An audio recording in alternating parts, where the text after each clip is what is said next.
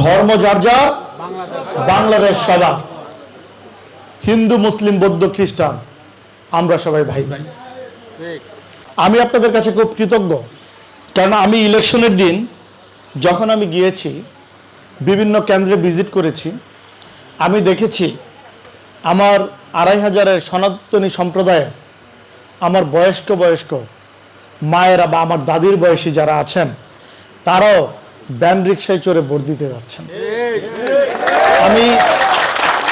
আমি বরাবরই চেষ্টা করেছি আমার 2500-এর সনাতনী সম্প্রদায়ের ভাই বোনেদের যেন মিনিমাম কোনো সমস্যা না হয়, যাতে আপনারা আপনাদের ধর্মকর্ম এবং আপনাদের সামগ্রিক অনুষ্ঠান, বিভিন্ন প্রোগ্রামগুলো যাতে সুন্দরভাবে অকপটে করতে পারেন।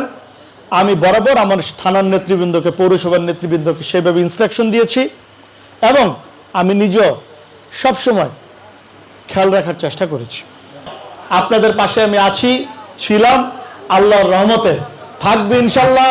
সেই কথা দিচ্ছি, 2500 হিন্দু, মুসলিম, বৌদ্ধ, খ্রিস্টান সকলে মিলেমিশে, একসাথে মিলেমিশে মাননীয় প্রধানমন্ত্রী যেরকম 2500 দেখতে চায়, সেই রকম একটি সুশীল, সমৃদ্ধশীল, প্রগতিশীল, উন্নত 2500 গড়ে তুলবে সবাই মিলে ইনশাল্লাহ।